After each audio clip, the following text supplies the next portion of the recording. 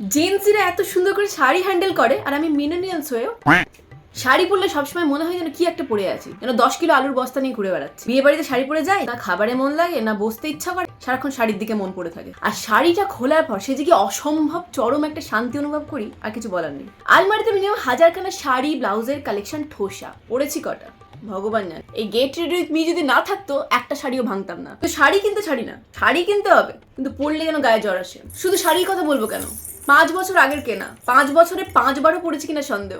আপনারা এতদিন ধরে আমাকে দেখছেন, এই হাটটা কতবার দেখেছেন বলুন তো? বিশ্বাস করুন, যারা 5 টাকাও ভেবে খরচা করে তাদেরকে আমার ব্লেসড মনে হয়। ভগবান কি সুন্দর করে বানিয়েছে বলুন তো। আর এক বানিয়েছে আমাকে 5 টাকা হাতে আসতে না আসতেই 10 টাকা খরচ করার চিন্তা। মাঝে মাঝে এত রাগ হয় না, মনে হয় নিজের গালে নিজে চড় মারি। এদিকে অন্য কেউ এই কথাটা বলতে যাক, তাকে ঠুসিয়ে দেবো। জিন্সের ওপরে এই শাড়িটা পরে বসেছি, না হলে আর বললাম না। এই জামা কাপড় জুয়েলারি কিনেছি, এইগুলো আর এই ঘরে রাখার জায়গা নেই। এইগুলো রাখতে গেলে অন্য ঘর কিনতে হবে, কিন্তু এইসব কিনে তো রাখা শেষ, ঘর কিনবো কোথায়? যখন হাতে টাকা থাকে না, তখন ভাবি ইস, যদি আজকে একটু টাকা বাঁচিয়ে রাখতাম তাহলে এতদিন হয়তো আমি বাড়ি করে ফেলতে পারতাম। কিন্তু যখনই স্যালারি ক্রেডিটেড তখনই চলো মিন্ত্রা, মিশো, নাইকা ফ্যাশন।